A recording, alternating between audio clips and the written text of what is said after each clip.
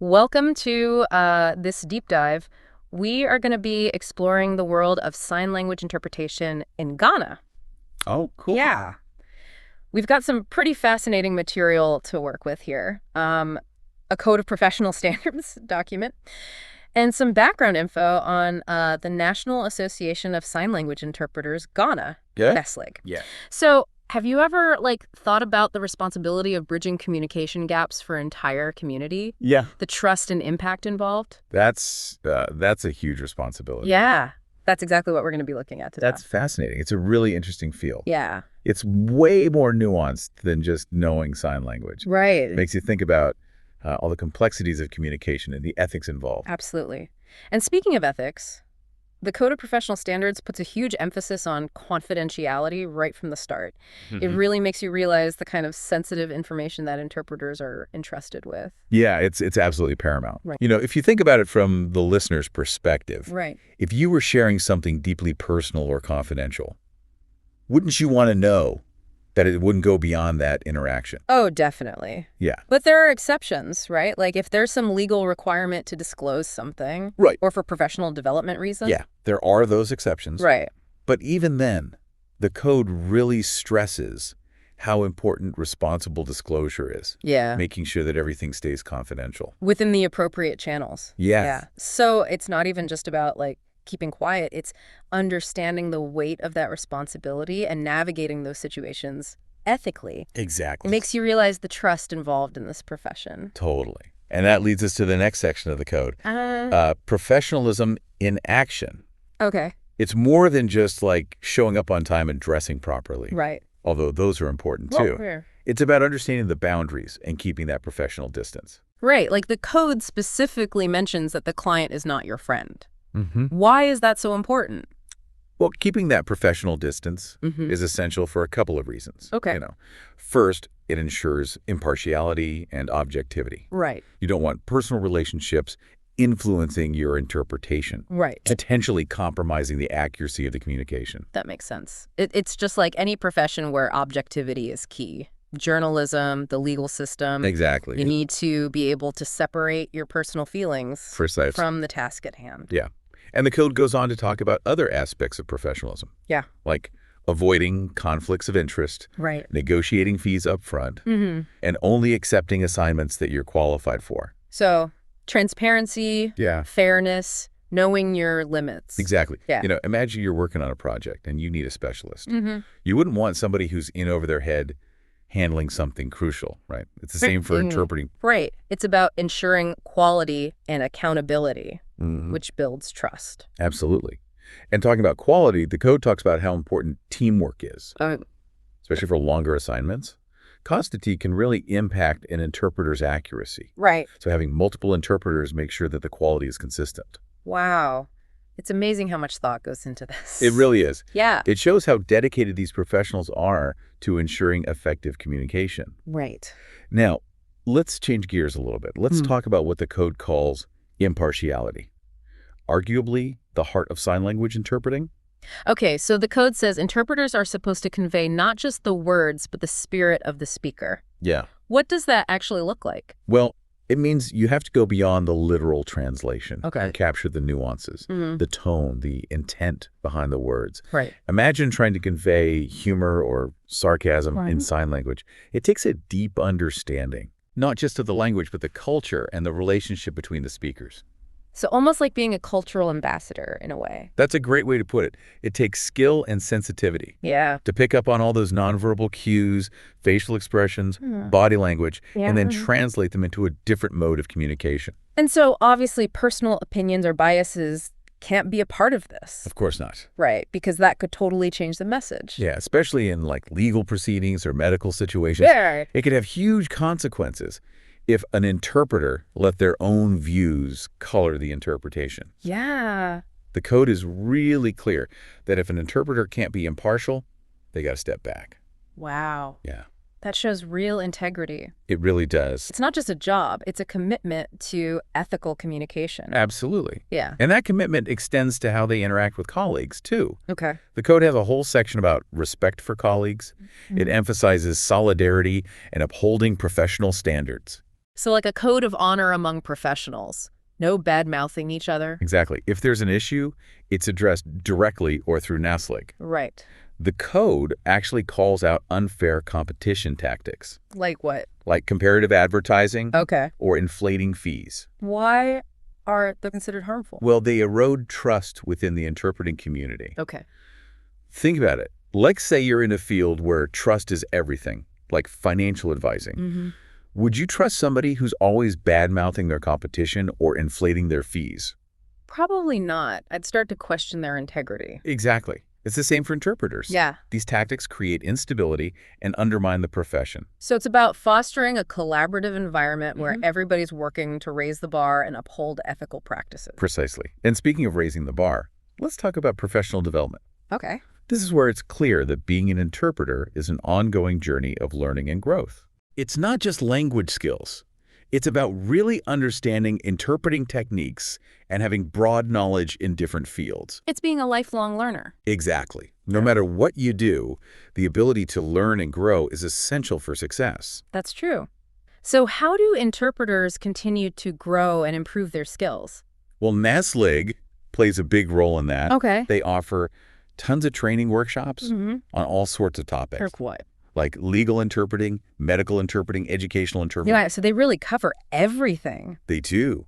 Imagine trying to interpret a complex legal proceeding without knowing any legal jargon. Yeah, that would be tough. Or a medical consultation where the doctor is using all this specialized terminology. It'd be like trying to navigate a foreign country with no map. Exactly. Yeah. They also offer training on interpreting techniques themselves, things like sight translation, consecutive interpreting, simultaneous interpreting. So just like any profession, Right. continuing education is key. It is. And it's not just about formal training either. What else? The code also emphasizes mentorship and feedback from peers. Okay. Experienced interpreters, helping newer ones, sharing insights, giving feedback. So there's a sense of community. Absolutely. A culture of continuous learning and improvement. Which is beneficial in any profession, really. For sure. I think about my own field, and I've learned so much from colleagues over the years. Right. We all have things to teach and things to learn. Exactly. Yeah, it really is. It makes you realize that this is more than just a job. It's a commitment to growing and learning. Oh, definitely. You know, something that stood out to me when I was reading about NASLIG was their focus on professional development, which, you know, makes sense. You wouldn't want just anybody interpreting in a courtroom or a hospital setting, would you?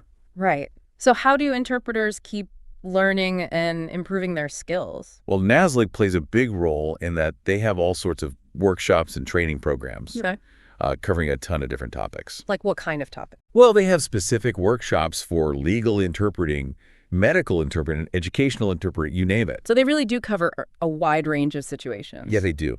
You got to think, if you were trying to interpret a complex legal proceeding Right. and you don't know the legal jargon Right. or a medical consultation with all that specialized terminology, It would be impossible. it would be, yeah. And they offer training on interpreting techniques, too, like sight translation, consecutive interpreting, simultaneous interpreting. It's really like any other profession. Yeah, Continuing education is so important. it is. Yeah. And it's not just formal training either. Oh, okay. What else is there? Well, the Code of Professional Standards also talks about mentorship Okay. and getting feedback from your peers. Right. So, you know, experienced interpreters can guide the newer ones and share what they know and give them feedback. So it sounds like there's a real sense of community and support in the profession. Oh, absolutely. It's about constantly learning and improving. Yeah. And which profession doesn't benefit from that, really? Exactly. I mean, I think about my own field, and I've learned so much from colleagues over the years. Right. Everybody has something to offer. Everybody has something to learn. Okay, let's move on a little bit and talk about NASLIG's structure. Like, how is the organization set up? Well, they're pretty well organized. Okay. They have a national executive committee that kind of sets the direction for the whole organization. Okay. And then they have regional committees Okay. that focus on the needs and issues at the local level. That makes sense considering how diverse Ghana is. Right, exactly. Makes them more responsive to the different communities. Yeah. It's a good system. Yeah. You know, it empowers local communities while still having a unified national structure. And I noticed on their website that they have a really strong online presence. They do. They have information about events and resources for interpreters and even advocacy initiatives.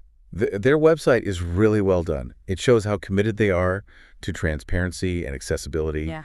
They want to engage with both the deaf community and the public Right. and make information easy to find. Yeah, it's like they're saying, we're here, we're working hard, Yeah. and we're dedicated to serving our community. Exactly. And you can see that dedication in everything they do. Yeah.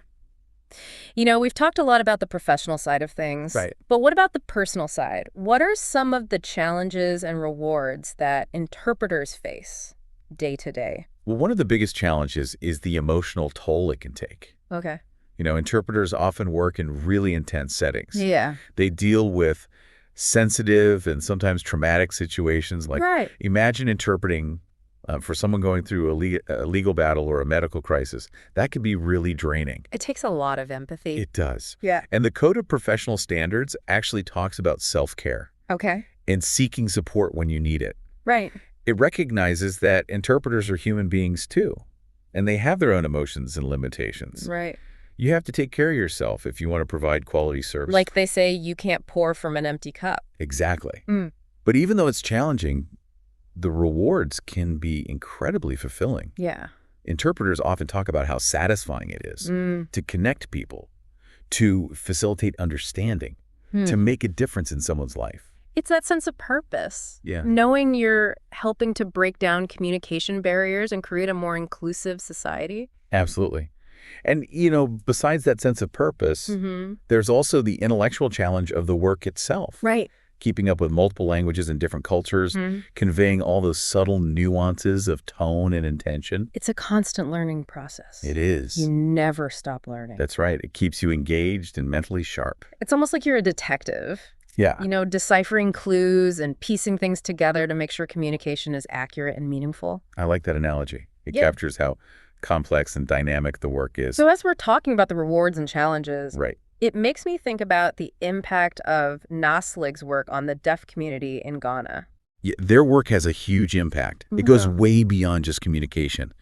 They're really advocating for the deaf community. Right. Promoting inclusion. Yeah. Challenging how people view the deaf community. It's like they're saying, this is more than just a language difference. This is about valuing diversity and making sure everyone has equal access and opportunities. Exactly.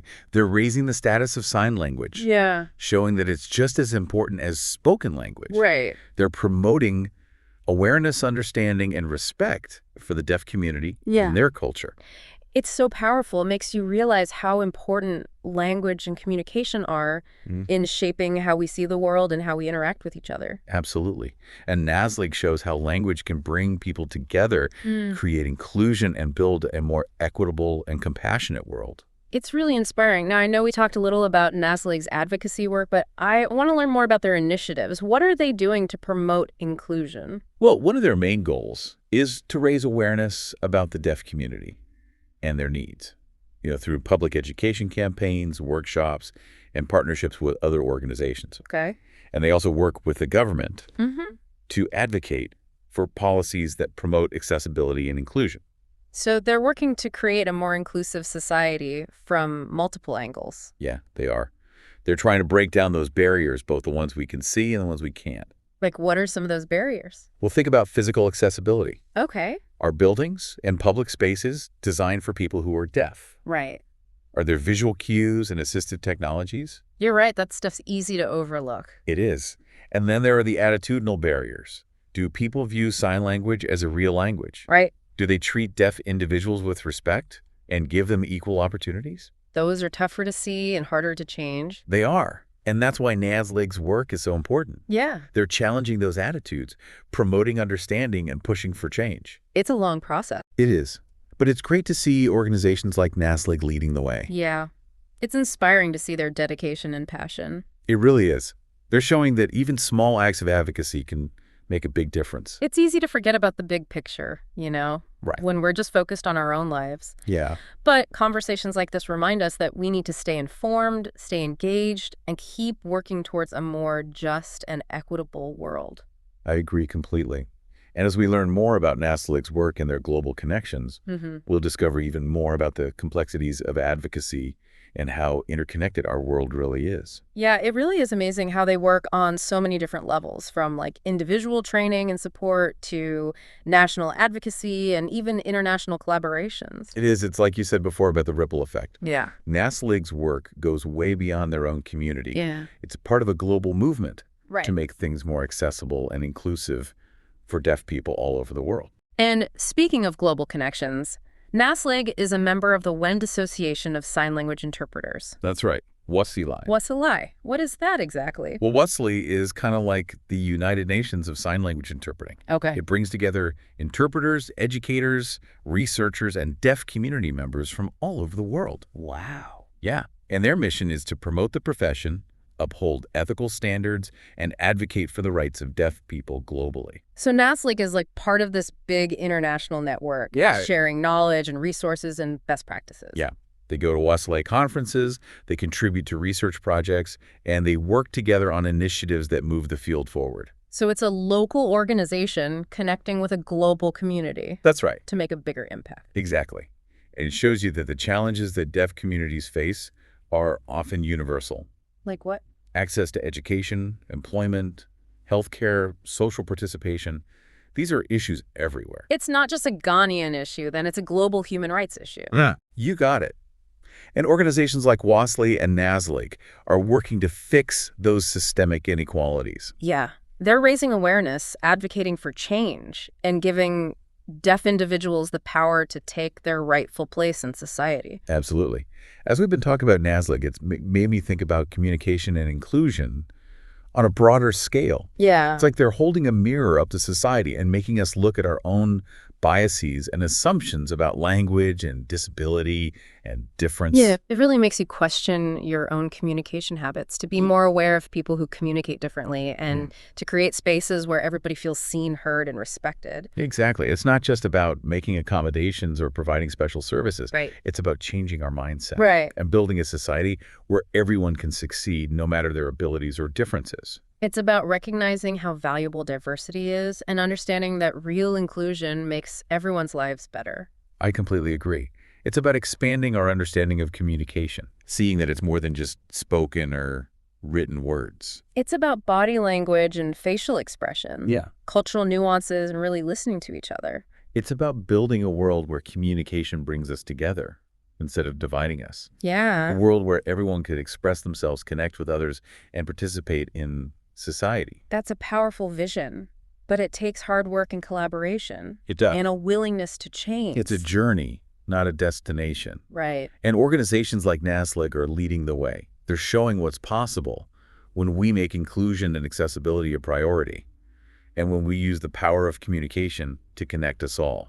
This whole deep dive has been a real eye-opener for me. Yeah, me too. I've learned so much about sign language interpreting and the work that NASLIG does, and how important it is to advocate for a more inclusive and equitable world. I'm glad we could explore this together. Me too. And I hope our listeners have a better understanding of the complexities of communication, the issues that deaf communities deal with, and the incredible work being done to create a world where everyone can thrive. Absolutely. And as we wrap up today, I want to encourage everyone listening to think about how they can apply these ideas of inclusion and accessibility to their own lives and communities. Yeah, that's a great point. How can you be more mindful of communication barriers? Mm-hmm. How can you be a better ally to people who are marginalized or excluded? Those are good questions to think about. Even small things can make a big difference. Right. A smile, a gesture, being willing to learn, speaking out against injustice. These are all ways we can contribute to a better world. It all starts with awareness, Yeah. with empathy, Yeah. with being willing to see the world from someone else's point of view. As we work towards creating a more inclusive and compassionate world, let's remember the power of language, Yeah. both spoken and signed. Right. It connects us, informs us, inspires us, and builds bridges.